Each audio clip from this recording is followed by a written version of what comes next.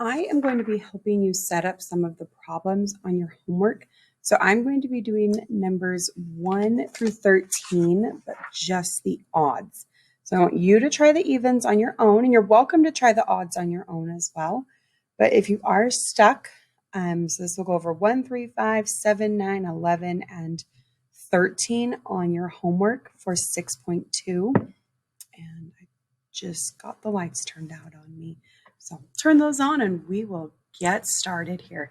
So number 1 says that Angela has 3 gallons of milk.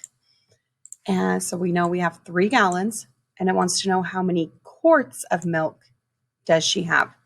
So I know that we are comparing gallons and quarts.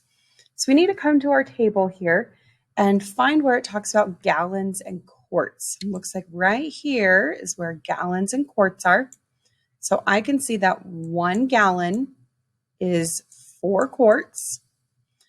And then I'm trying to find if she has 3 gallons. So I'm going to match up 3 with the gallons, and I'm looking for the quarts. So now we need to get Q by itself.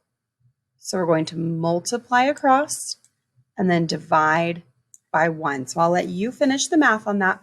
I will help you set them up. Okay, number 3 says that we have 20 quarts, and it wants us to change that to gallons. So we're again using the quarts and the gallons. So that was right here. So when I have 4 quarts, that equals 1 gallon. So now I have 20 quarts, and I want to change that into gallons. So we crisscross multiply and then divide by 4. So it's doing the opposite of everything. We'll get G all by itself. Hey, number 5, a box weighs 64 ounces. What is the weight of the box in pounds? So we've got ounces and pounds here. So 1 pound, so this is the conversion unit rate we're using. So when we have 1 pound, that is 16 ounces. And I have 64 ounces, so I'll put that on the top. And I'm trying to change that into pounds. So we're going to crisscross multiply and divide will give us our answer. So just remember to set them up. So what do you know from the chart? Always use the unit rate. What are you trying to figure out? And then make sure the ounces are lined up, the pounds are lined up to set up your problem. Hey, number 7, we have 2 bottles of water that have a mass of 4 kilograms. How many grams is 4 kilograms? So we're going from grams to kilograms. So we need to find grams and kilograms. Those are meters. Oh, here's our G's. So we've got kg here and G here. So 1 kilogram was on the bottom on this one. And we could flip this. Let's actually try that. If we put kilograms on the top and grams on the bottom. So 1 kilogram is 1,000 grams. So I'm going to match up 1,000 with the grams. So it doesn't matter which way you write it as long as you match everything up. And now I have 4 kilograms. So I match it up with kilograms, match it up with kilograms. So I'm looking for the grams, looking for the grams.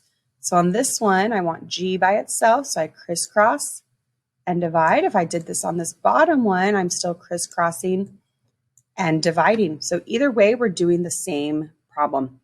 I actually want to show you one other way while we are here. So if I just started and wrote this equation out, so 1 kilogram equals 1,000 grams, and I'm trying to see 4 kilograms equals how many grams. So I'm still looking for this part here. So notice my kilograms are lined up and my grams are lined up. They're just going up and down instead of across, but we end up doing the same problem here and divide by 1. So as long as you match everything up, you will set up the problem and get the right answer. Okay, number 9. Okay, so these ones first are, well, they're asking us to compare the measurements, but one is in pounds and one is in ounces. So we need to change the first one into the second one.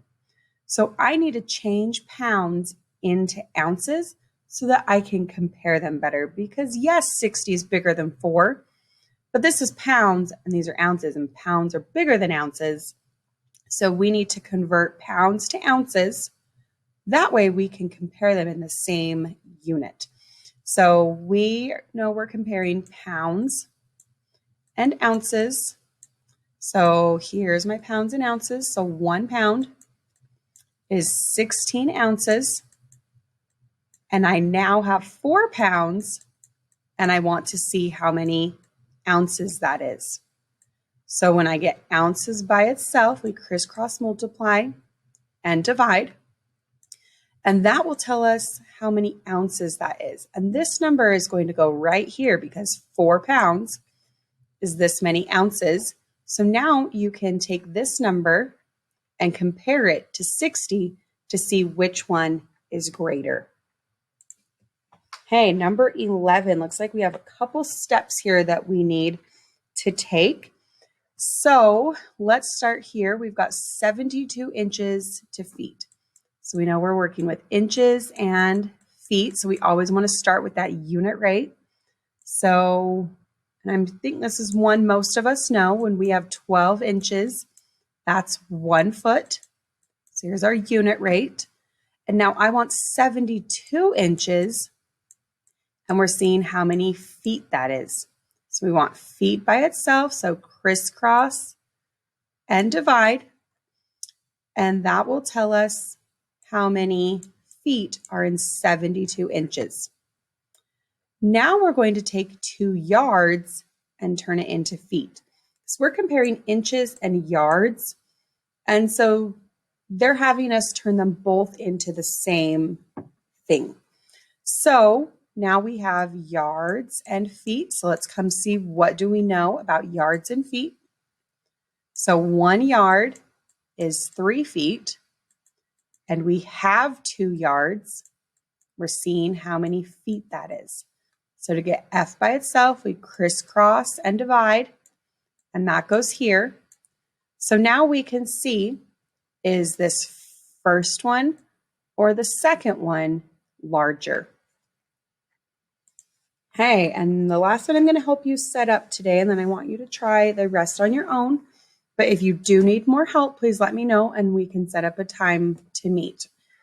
Okay, so we've got 1.2 grams and we're changing it to milligrams. So we've got grams and milligrams. So let's come find that on here. So grams and milligrams right here.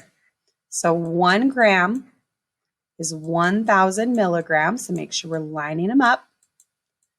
And I have 1.2 grams. So that's going to go match with the grams. And we're looking for how many milligrams. So I want to get milligrams by itself. So I do everything the opposite. So multiply and divide will tell us how many milligrams that is.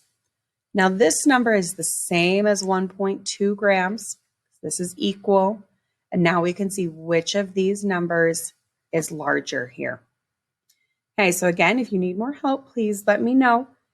But you should try some of them on your own and see what you can do.